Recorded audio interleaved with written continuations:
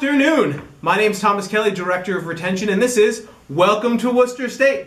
Welcome to Worcester State is an online web show where each week we talk about the important topics that are part of a new student's transition to Worcester State. This week, I'm very excited to be joined again by Josh Katz, Coordinator of Student Conduct. Josh, welcome back. Thanks for having me back.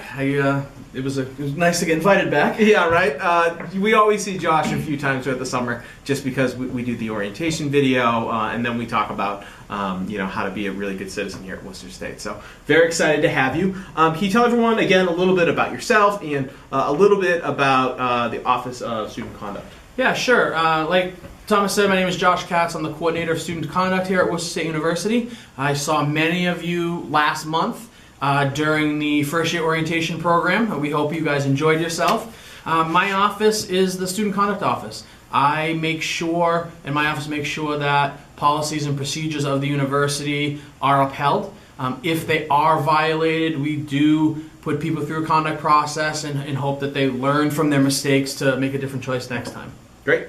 So you know that we have questions, so let's just kind of go ahead with those questions. Sure. What should a new student know about the policies we have here on campus? I think the biggest thing that new students should know is that policies do exist. They are there for a reason. We want to make the Worcester State community the best community possible for those who live here and those who go to school here, via commuting.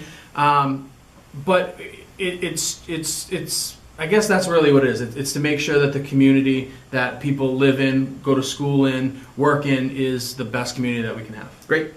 Where can a student find our campus and residence hall policies? The campus policies are in the University Code of Conduct. It's online, worcester.edu/code of conduct. We also, once you come back in the fall, right after the ad drop period, I will email the code out to you as well.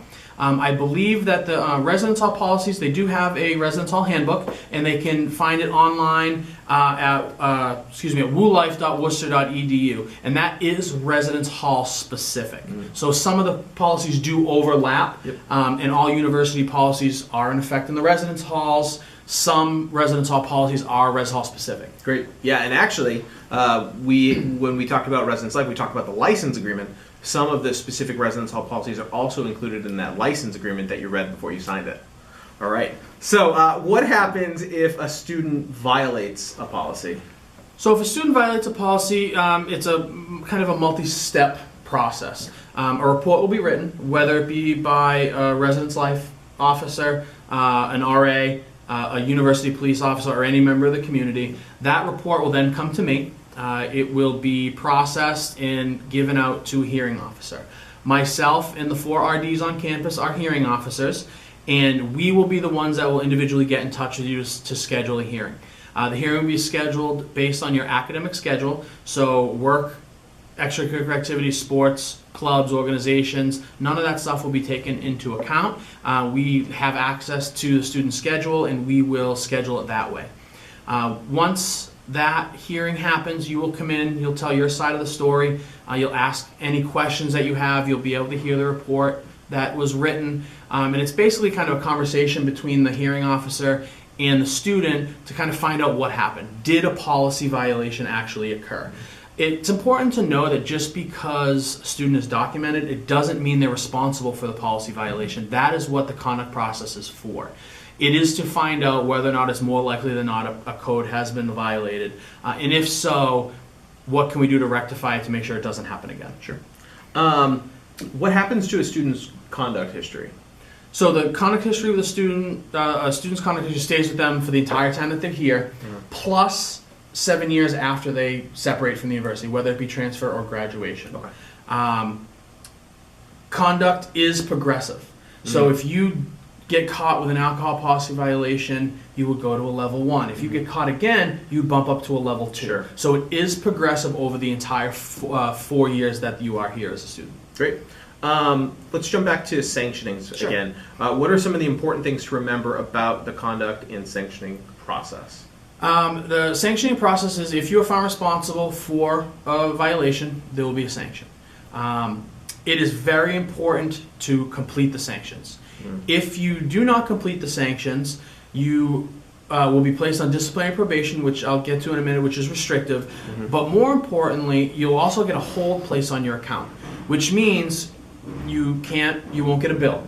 You won't be able to register for classes. You won't be able to get your grades at the end of the semester. And some people say, hey, good, I don't have a bill. I don't have to pay it because there's a hold on my account. No, because then you would be dropped from your classes and you wouldn't be able to attend. As simple as some of these sanctions may be, it is very, very important to complete them. Yep.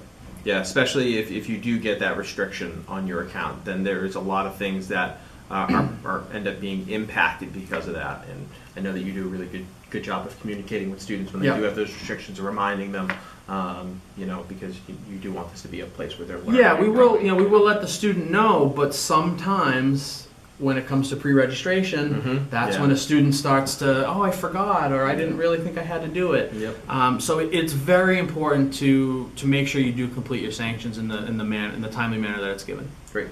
Last question, I guess, is how can a student be a good member of our community? How can they be a good citizen? I think it's be respectful. Know the policies and procedures. I talked about a little bit a few weeks ago when they were here for orientation. The code of conduct is online, so if you have some time to kill one night, check it out.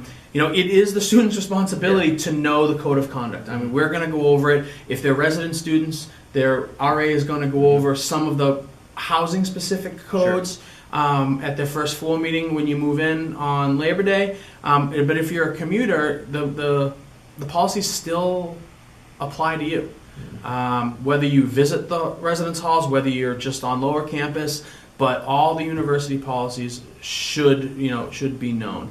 But getting back to your original question, it's just be respectful. It's a cliche to say treat people how you want to be treated, but my mother was right when she told me.